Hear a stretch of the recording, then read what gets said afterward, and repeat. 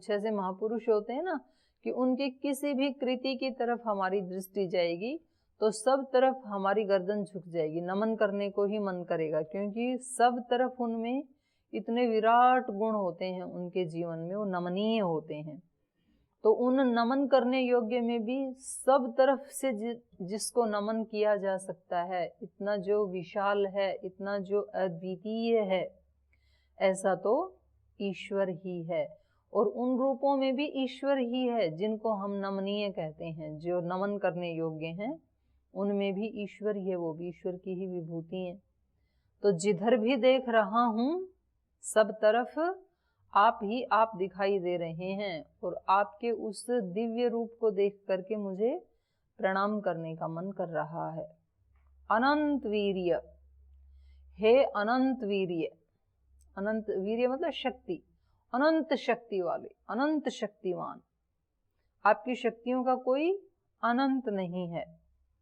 अनंत वीर्य अमित विक्रमः त्वम्, और आपका विक्रम कैसा है जिसको मापा नहीं जा सकता।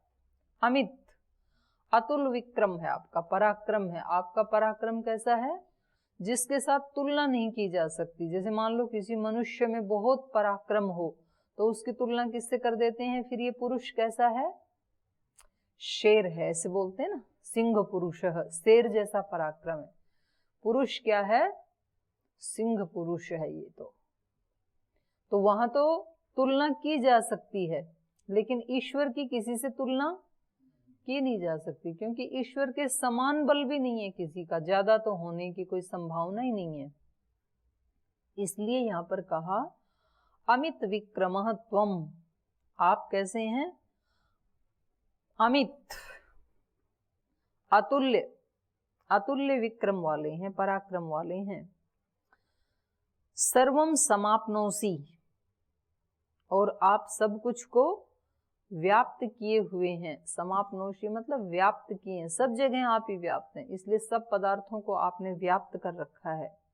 सर्वम समाप्नोशी ततोसी सर्व, और उतने ही नहीं है जितने ये पदार्थ हैं उन सब में आप व्याप्त हैं, इतना ही नहीं है, आप तो उससे भी ज्यादा हैं। ततो असि सर्व, उस सब से आगे भी हैं आप, इतने ही आप नहीं हैं। तो ये ऐसा ही वर्णन वहां उपनिषदों में भी आया है ना, ब्रह्मेव इदम अमृतम पुरस्तात् ब्रह्म पश्चात् ब्रह्म दक्षिणतश्च उत्तरेण अधश्च ऊर्ध्वं च प्रसृतम ब्रह्म एव इदम विश्वम इदम वरिष्ठम। ऐसे वहां भी यही आया है। अब आगे कह रहे हैं, सखेति मत्वा प्रसभं यदुक्तम् हे कृष्ण हे यादव हे सखेति अजानता महिमानं तवेदम् मया प्रमादात् प्रणयेन वापि यच्चावः सार्थमसत्कृतोऽसि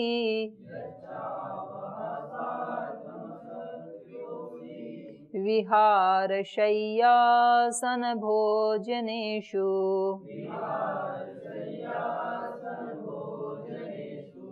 एकोऽथवाप्यच्युत तं समक्षम्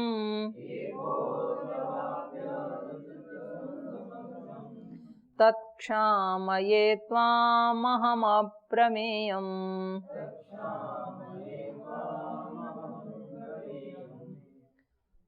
सखे इति मत्वा प्रसभम यदुक्तम, इसलिए हे कृष्ण सखा इति मत्वा, मैंने तो आपको क्या माना, अपना सखा ही माना था। मुझे तो लगता था कि आप मेरे जैसे ही हैं, तो अपना मित्र समझ करके प्रसभम जबरदस्ती बलात् अपना सखा मान करके, और मैंने क्या आपको क्या क्या संबोधन कर दिए थे, हे कृष्ण हे यादव हे सखे इति।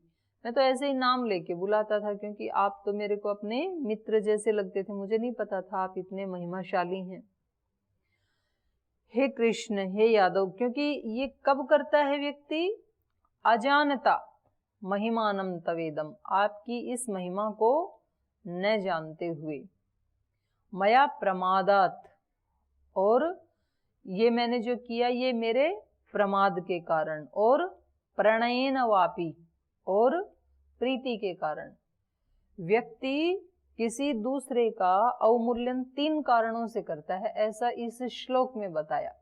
जब हम किसी का ठीक ठीक मूल्यांकन नहीं कर पाते हैं और प्रमाद कर देते हैं वाणी आदि में, तो उसके 3 कारण बताए इन्होंने। पहला तो बताया अजानता, अजानता महिमा, अज्ञान के कारण, हमें ज्ञान ही नहीं है, किसी के बारे में हमें पता ही नहीं है, तो अज्ञान से हम क्या कर देते हैं? उसका अपमान कर देते हैं, उसको उतने सम्मान से नहीं बोलते हैं हम। और बाद में कोई बताए कि अरे ये तो अवतार पुरुष थे, तो फिर पश्चाताप होता है। यहीं अपने कनखल में जो है, जो अपना कनखल वाला आश्रम है, उसके पीछे एक वो है दादू बाग, देखा है? अपना कनखल वाले आश्रम के पीछे ही है, दीवार में दीवार लगी हुई है। अब आगे उन्होंने भी दीवार लगा दी तो वो बाग नहीं दिखता है, मकान दिखते हैं, पीछे बाग है। लेकिन तो बहुत बड़े संत हुए हैं दादू, उनके बहुत श्लोक गाए जाते हैं भक्तों में। तो एक बार कोई व्यक्ति मिलने आए उनकी महिमा को सुन करके कि हमें दादू संत से मिलना है, तो आए तो वो झाड़ी काट रहे थे दादू, अपने बाग में छोटी छोटी झाड़ियां उग गई, उनको काट रही थी वो। तो वो व्यक्ति था बहुत ऊंचे घराने का, घोड़े पे बैठ करके आया था। उसने उनसे उतर करके पूछा कि अरे सुनते हो दादू कहाँ मिलेंगे? तो वो अपने झाड़ी काटने में लगा रहा, अनसुना सा कर दिया। तो फिर वो घोड़े के ऊपर ही थे, बोले सुनते हो नहीं सुनते हो? तो फिर भी वो लगा रहा। फिर उन्होंने नीचे उतर करके और उनको वो मारा, जो घोड़े को चाबुक मारते हैं ना, चाबुक मारा, तो उनकी खाल उखड़ गई, खून आ गया। और फिर उन्होंने सोचा कि ये लगता है कोई गूंगा है, इसको बोलना नहीं आता है। तो व्यक्ति कई बार झुंझलाहट में आके मार के फिर आगे बढ़ जाता है ना, तो वो उनको चाबुक मार के फिर आगे बढ़ गई। और आगे आकर के फिर आश्रम में किसी से पूछा कि जी मैंने दादू संत का नाम बहुत सुना है, वो मैं उनसे मिलने के लिए आया हूँ, उनसे मिलना चाहता हूँ। तो उन्होंने कहा कि वो तो आप किधर से आए? इधर से आए हैं। तो वो तो उधर ही थे, झाड़ियां काट रहे थे। वो दादू थे क्या? अब क्या हालत हुई होगी इस व्यक्ति की, लेकिन अब तक तो हो गया काम। तो ये जो अपराध हुआ ये किस में हुआ? अज्ञान के कारण हुआ। मान लो वो दादू नहीं भी होते, कोई सामान्य व्यक्ति थे, तो भी क्या सामान्य व्यक्ति के साथ भी ऐसे व्यवहार करना चाहिए क्या? नहीं करना चाहिए। तो हम कर देते हैं, लेकिन तो क्यों कर देते हैं? क्योंकि हमें उस व्यक्ति की आत्मा की महत्ता के बारे में नहीं पता होता है। हमने व्यक्तियों के ऊपर टैग लगा रखे हैं। ड्राइवर है तो हम ऐसा व्यवहार करेंगे, गेट पे सिक्योरिटी गार्ड है तो हम ऐसा व्यवहार करेंगे, हमारे घर में झाड़ू पोछा लगाने वाला है तो ऐसा करेंगे, कोई नौकर है किचन में तो ऐसा व्यवहार करेंगे, कोई हमारे कंपनी का बॉस है तो ऐसा व्यवहार करेंगे, कोई हमारा गुरु है तो ऐसा व्यवहार करेंगे। अंतर होता है ना हमारे व्यवहारों में। तो हम व्यक्तियों के बाह्य स्थूल रूप को देख करके उसमें ऊंचा नीचा अपने मन में बिठा लेते हैं। ये ऊंचा आदमी है, ये नीचा है, ये मध्यम है, ये ऐसा है। हम आत्मदृष्टि नहीं रख पाते हैं कि आत्मा तो एक ही जैसा है सब में, उसके कार्य अलग अलग हैं, ये ठीक है। और कार्य की दृष्टि से आपको हो सकता है व्यवहार भी अलग अलग करने पड़ेंगे, क्योंकि आपके जब गुरुजी आएंगे तो आपको साष्टांग प्रणाम करना है, यही व्यवहार सिखाता है, यथा योग्य व्यवहार यही होता है। और आपका कोई सिक्योरिटी गार्ड है तो वो आपको प्रणाम करे, यही व्यवहार कहता है। आप उनको जाके साष्टांग प्रणाम तो नहीं कर सकते, व्यवहार तो अलग होगा। लेकिन व्यवहार के साथ आत्मदृष्टि भाव तो एक हो सकता है ना, कि इस व्यक्ति में भी ये भी ऐसी ही आत्मा है जैसी मैं आत्मा हूं। इतनी तो आत्मीयता हो ही सकती है ना सबके साथ। और इतनी आत्मीयता जब हमें ध्यान रह जाती है कि ये बिल्कुल मेरे जैसा ही एक आत्मा है, ये सम्यक दृष्टि है, ये योगी कर सकता है। लेकिन योगी से नीचे वाले व्यक्ति की तो शरीर दृष्टि ही होती है, उसकी आत्म दृष्टि नहीं होती है। तो अर्जुन क्योंकि अभी योगी बना नहीं था, इसलिए वो कृष्ण को क्या मानता था, एक अपना सखा जैसे सामान्य व्यक्ति मानता था वो। तो इसलिए वो गलतियां करता था। तो पहला गलती करने का कारण क्या है, अज्ञान।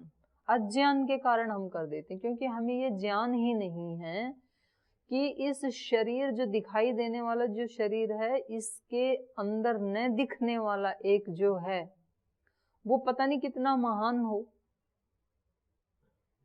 अब जो श्रद्धेय स्वामी जी महाराज जहाँ गुरुकुल में पढ़ते थे या जिस गांव के स्कूल में पढ़ते थे, तो क्या उस समय बच्चे जानते थे कि इस शरीर के अंदर इतनी महान आत्मा है कोई? पता नहीं कितने बच्चों ने पिटाई भी की होगी, कबड्डी खेलते समय घुस्सा भी मार दिया होगा, लात भी मार दी होगी, मुक्का भी मार दिया होगा, पता नहीं क्या क्या कर दिया होगा, कितनी पिटाई कर दी होगी, उस समय पता नहीं होता है। तो ऐसे ही अर्जुन ने भी किया। तो इससे हमें एक तो ये पता लगता है कि मिसबिहेव तो किसी के साथ भी ना किया जाए, क्योंकि सब में वही आत्मा है और पता नहीं वो आत्मा कब कितनी महान बन जाए। तो किसी के साथ भी नहीं करना चाहिए। तो ये क्या हम करते क्यों हैं, हम उसको केवल शरीर देख रहे हैं और अपने आप को भी शरीर ही देख रहे हैं। हमारी स्थूल दृष्टि है, एक दिन मैंने 3 दृष्टि बताई थी ना, स्थूल दृष्टि में स्थूल शरीर दिखेंगे और सूक्ष्म दृष्टि में आत्म तत्व दिखेगा। आत्मा सूक्ष्म है, वो सूक्ष्म दृष्टि है। तो आत्म तत्व की दृष्टि से कौन देख पाएगा, योगी देख पाएगा। ये आत्म दृष्टि है, सूक्ष्म दृष्टि है। और तीसरी फिर दिव्य दृष्टि है, वो फिर होती है जो ऐसे जिन पुरुष होते हैं, अवतारी पुरुष होते हैं, जो स्वयं भगवान की एक विभूति होते हैं। तो उनको दिखता है कि सब जगह ब्रह्म ही ब्रह्म है। उसको भागवत दृष्टि, ब्रह्म दृष्टि, जो ब्रह्म भाव एक जो स्वामी जी बोलते रहते हैं, कुछ ऐसे शब्द से नहीं समझ में आएगा। ब्रह्म भाव मतलब क्या, अब सबको ब्रह्म समझो, हमने सुन तो लिया लेकिन हमारी आत्मा मानती नहीं है कि भाई हम एक सिक्योरिटी गार्ड को कैसे ब्रह्म माने, मैं अपने साथी को कैसे ब्रह्म मानूं जो मेरे साथ कमरे में रहता है, मैं अपने ड्राइवर को कैसे ब्रह्म मानूं। नहीं, हमारे गले से नीचे उतरती है बात। क्यों नहीं उतरती है, क्योंकि हम तो खुद ही शरीर के स्तर पे जी रहे हैं ना। जैसे हम अपने को एक शरीर मानते हैं, ऐसे हमारे लिए तो सारे वैसे ही शरीर ही हैं बस। तो यहाँ अर्जुन ने 3 कारण बताए, अजानता, अज्ञान के कारण, अजानता महिमानम तव इदम मया। दूसरा प्रमादात, कभी ज्ञान भी होता है तो भी प्रमाद के कारण हम गलती कर देते हैं। ज्ञान है हमें कि हमें सबके साथ ऐसा व्यवहार करना चाहिए, ज्ञान है कि माता पिता के साथ ओछा व्यवहार नहीं करना चाहिए, ज्ञान है गुरुजनों के साथ, अपने आचार्यों के साथ ऐसा व्यवहार नहीं करना चाहिए, पता है हमें, फिर भी कभी कभी कर देते हैं। कैसे कर देते हैं, प्रमाद के कारण। फिर बाद में माफी भी मांग लेते हैं, वो हमारे मुख से निकल गया था, ऐसे अंदर से फिर बुरा लगता है ना। तो अर्जुन ने भी प्रमाद के कारण गलतियां की कुछ। दूसरा कारण है प्रमाद। और तीसरा है आत्म प्रणयन, आत्मीयता के कारण, प्रीति के कारण। जिनके साथ अत्यंत प्रीति होती है ना, तो उस प्रीति के कारण भी अपराध कर देते हैं। छोटा बच्चा माँ की गोद में है या पिता की गोद में है, तो कभी पिता की गोद में है तो उसके बाल, दाढ़ी, मूंछ सब नोच लेता है ना, फाड़ता है। तो वो अपराध तो कर रहा है ना पिता के प्रति, लेकिन कैसे कर रहा है, अत्यंत प्रीति में। इसलिए पिता को भी बुरा नहीं लग रहा है, ये मेरी दाढ़ी मूंछ फाड़ ले रहा है।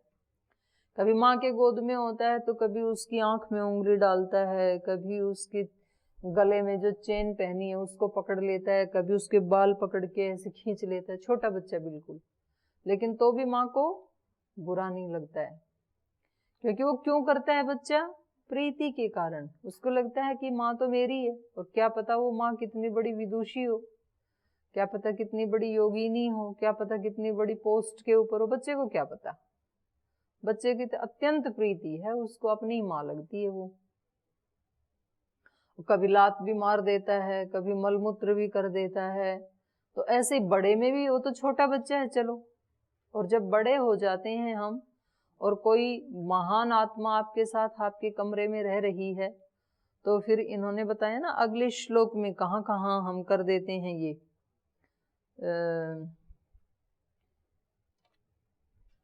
अगले श्लोक में ही बताया ना, यच्च अवहासार्थम असत्कृतो असि। चलो वो उसी में पढ़ेंगे फिर। तो तीसरा हम करते हैं अत्यंत प्रीति के कारण। तो जब आपकी अत्यंत प्रीति होती है अपनी माँ के साथ, तो बड़े होकर के भी कभी कभी हम अपने घर जब जाते हैं तो माँ से एक वचन में बोलते हैं ना, दूसरे को नहीं बोलेंगे। और कोई अपनी माँ की हम उम्र कोई बहन है, कोई माँ है, तो उसको नहीं बोलेंगे, उसको तो बोलेंगे बहुवचन में ही। अपनी माँ को एक वचन में बोलते हैं, तू क्या कर रही है माँ, तू क्या कर रही है, ऐसे बोलते हैं। तो ये किसके कारण हो रहा है? त्रुटि तो हो ही रही है एक वचन में बोलना, लेकिन ये अत्यंत प्रीति के कारण हो रही है। और कैसे होती है फिर वो अगले श्लोक में बता रहे हैं। मेन कारण 3 बताए, अज्ञान, प्रमाद, प्रीति। अप्रीति नहीं, प्रीति, अत्यंत प्रीति। आत्म प्रणयन, आत्म भाव ही है वहां पर, उसको लगता है मेरा ही स्वरूप है, ये अत्यंत प्रीति है ये। प्रमादात और प्रणयन, प्रीति से। यच्च अवहासार्थम, अवहासार्थम माने हंसी मजाक में। जो कुछ भी मैंने हंसी मजाक में भी तो व्यक्ति गलती करता है ना। जब आप अपने दोस्तों के साथ हंसी मजाक करते हो तो फिर कभी कभी उसका उल्लंघन हो जाता है, व्यवहार में मर्यादाओं का उल्लंघन हो जाता है। यच्च अवहसार्थम असत्कृतोसी, आपका असत्कार कर दिया था, आपका अपमान कर दिया था। कैसे?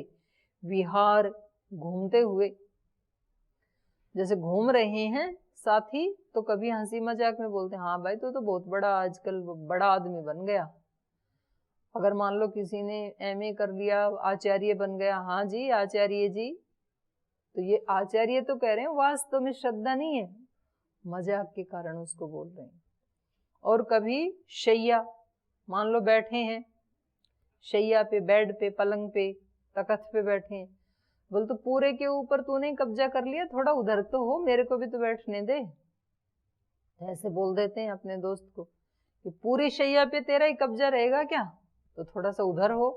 तो ऐसे अर्जुन और कृष्ण साथ साथ रहते थे, तो कभी सोते समय उन्होंने ऐसे बोल दिया होगा कि पूरे ही बेड के ऊपर आपने कब्जा कर रखा है, थोड़ा उधर सरको, मेरे को भी जगह दो।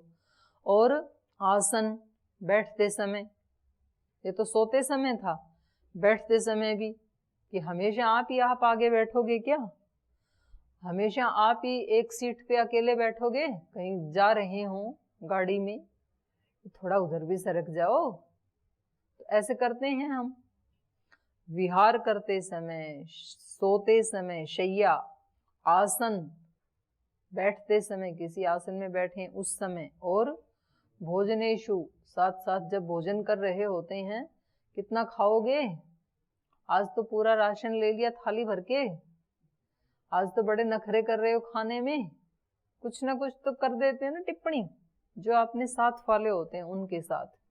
तो इस तरह से हम सुबह से शाम तक अज्ञान के कारण, प्रमाद के कारण, प्रीति के कारण, और कभी कभी हंसी मजाक में तो दूसरे का अपमान कर दे। अच्छा, दूसरा भी बुरा नहीं मानता है, क्योंकि उसको पता है ये प्रीति में कह रहा है मेरे को, उसको पता है ये हंसी मजाक में कह रहा है, तो वो भी बुरा नहीं मानते। लेकिन गलतियां तो होती हैं, हम उसका अपमान तो करते हैं। तो ऐसे ही ये कर देते थे, अर्जुन भी कर देते थे। लेकिन अब जब इनका रूप देखा तो अब इनको पश्चाताप हो रहा है कि मैंने तो बड़ी गड़बड़ कर दी, मुझे नहीं पता था कि आप इतने महान हैं।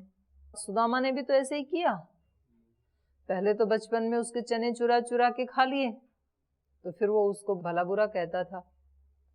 कृष्ण भगवान ने चुराई उसकी, उन्होंने नहीं चुराई, तो कहता तो बड़ा चोर है, मेरे भी हिस्से के खा गया, आपने तो खाई सो खाई। अब वो मजाक में खाता था, लेकिन बाद में जब पता लगा कि मैंने तो आपको पता नहीं क्या क्या कह दिया, चोर भी कह दिया, आप तो इतने बड़े महान हैं, ब्रह्म हैं, तो फिर वो जो है ना कृष्ण भी रो रहे हैं कि भाई तू मेरे को महान आदि ऐसे कुछ मत कह, मैं तो तेरा वो ही सखा ही हूं। और उनको पता भी नहीं लगने दिया। जब उनके ऊपर उनको किसी चीज की आवश्यकता थी तो उनकी आवश्यकताएं पूरी कर दी, लेकिन उनको पता नहीं लगने दिया। ये होती है मित्रता, बड़े लोगों की मित्रता होती है। छोटा व्यक्ति देगा तो भी 10 बार उसको दिखाएगा, हाँ भाई जरा ये लिफाफा देख लेना, इसमें कुछ है आपके लिए। फिर आधा खुला रखेगा कि इसमें 2-2 हजार के नोट है, ताकि दूसरा भी देख ले कि कितनी ज्यादा दक्षिणा दी है अपने मित्र को। सबके सामने प्रदर्शन करता है ना व्यक्ति।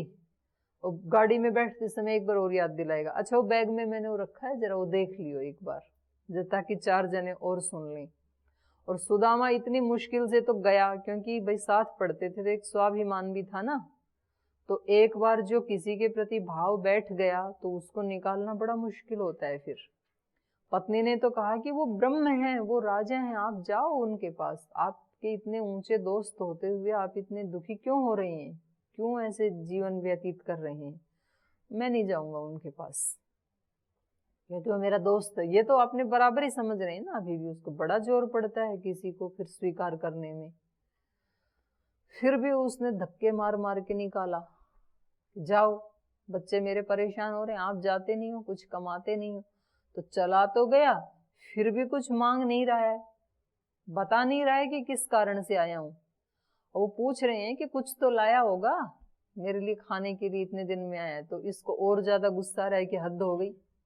बचपन में तो जो चुरा चुरा के खाता था वो खाता ही था, आज भी मेरे फटे हाल के ऊपर मेरी चुटकी ले रहा है, आज भी मेरे से पूछ रहा है कि मैं कुछ लाया क्या, मेरे पास है क्या लाने के लिए। तो भी वो पीछे ही लगा हुआ है कि नहीं कुछ तो जरूर लाया होगा, तू ऐसे थोड़ी आते हैं अतिथि, कुछ तो लाते ही हैं। तो उसको शर्म आती है कि लाया तो हूं, पर वो तेरे को दूं कैसे, तू तो राजा है, इतना महान है, और लाया क्या था, सूखे चावल लाया था, तो दूं कैसे?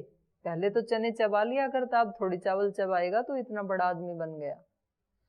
तो वो भी तो छोड़ता नहीं है, तो ढूंढ ढांड के इधर उधर से कहीं ना कहीं तो होगा, दिखा अपने ये कटी वस्त्र कहाँ छिपा रखा है। तो उसको बेचारे को बोले मेरे को पता था कि तू कभी भी मेरे को अपमानित करने से चूकेगा नहीं, आज भी कर दिया अपने सब ये बड़े बड़े लोगों के सामने, अपनी पत्नियों के सामने मेरे को। फिर भी चलो दे दिया, कोई बात नहीं। अब उसको लगे कि आगे की तो पूछ ले, किस हाल में रह रहा हूं। और वो कह रहा है इसको स्नान करवा दो, इसको खाना खिला दो, इसको विश्राम करा दो। और मैं स्नान करने थोड़ी आया हूं यहाँ पे। मेन बात, मेन मुद्दे की बात क्यों नहीं पूछता है। और वो उसको खाना वाना खिला के उसको कपड़े कुपड़े, बोले इसके कपड़े बदल दो, बोल तो दोस्ती निभा रहा है कि मेरा अपमान कर रहा है। व्यक्ति को ये भी लगता है ना। और खिला खुलू के उसको खाना विश्राम करा के बोले ठीक है अब नमस्ते, मैं अपने काम में लगूं, आप भी चलो। तो वो जब आया तो बड़बड़ाते आया पूरे रास्ते, अरे मुझे पहले पता था क्या देने वाला है, बचपन में मेरे चने चुरा के खाता था, अब लूट लूट के भर रखा है, बन गया राजा। मेरे 2 मुट्ठी चावल थे वो और खा गया, ये क्या देने वाला, मुझे तो पहले ही पता था कुछ नहीं देने वाला है। जब वो आया अपने नगर में तो ढूंढे मेरी झुपड़ी कहाँ है, मेरी पत्नी कहाँ है, छोड़ के तो यहाँ गया था, यहाँ भी किसने माया जाल फैला दिया। जब उसको सत्य का पता लगा तो जो सुदामा की पत्नी है वो है हमारी बुद्धि, और जो सुदामा है वो है हमारा अविवेकी मन, अज्ञान से युक्त मन। बुद्धि कहती है कि तू इन दोषों को हटा, तू ब्रह्म की शरण में जा। मन कहता है मैं नहीं जाऊंगा, मैं तो अपने ही रास्ते पे चलूंगा। और फिर जैसे तैसे बुद्धि बार बार वो विचार उठा उठा करके मन को उधर लाती है उस रास्ते पे, योग मार्ग पे, कि तू ब्रह्म की शरण में जा, तेरे सारे दुखों का नाश हो जाएगा। तो क्यों दूसरों को ब्लेम करने में लगा है, क्यों यहाँ उलझने में लगा है इस अज्ञान के साथ।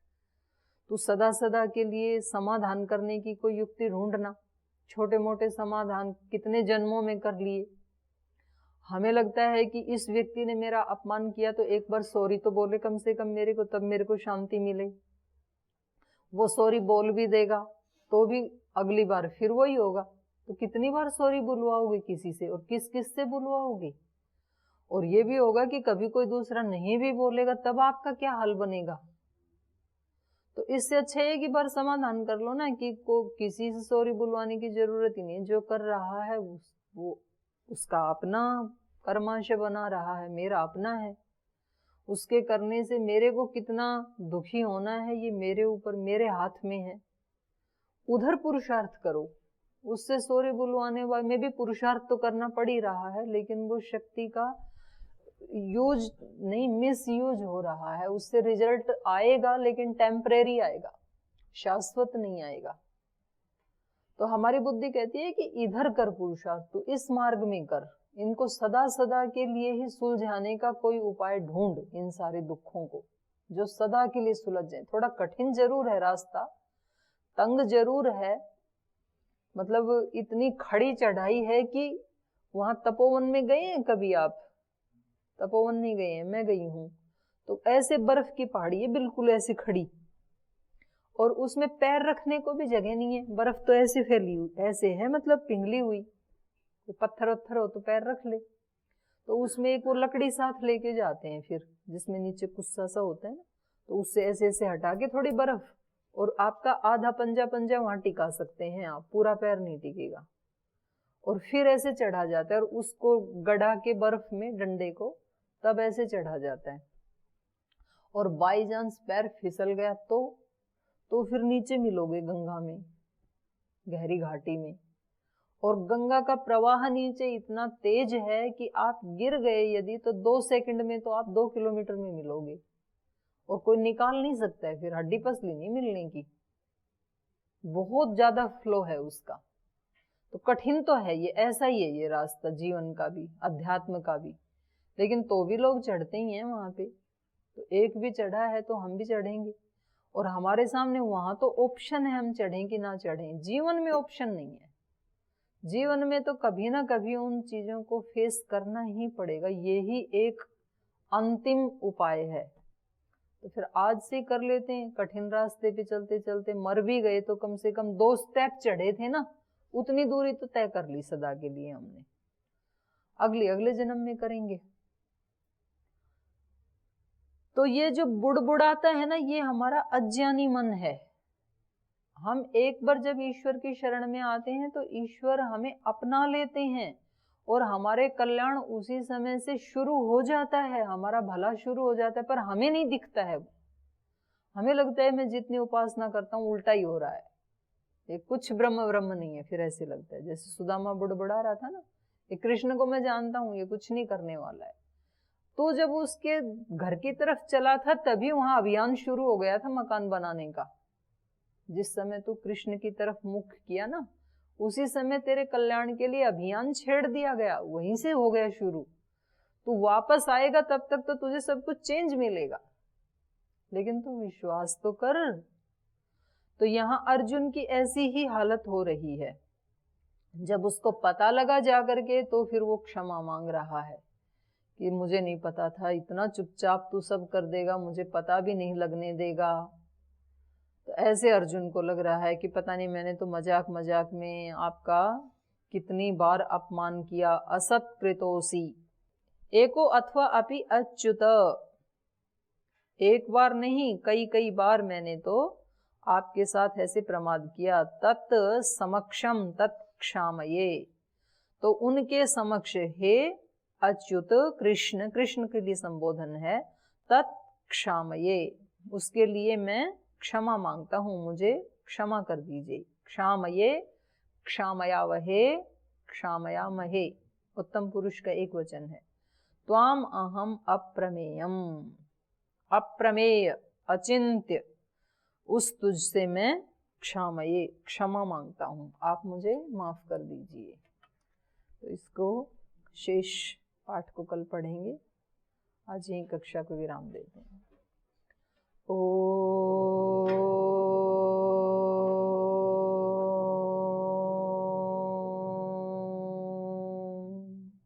शांति शांति शांति। श्री गुरुभ्यो नमः।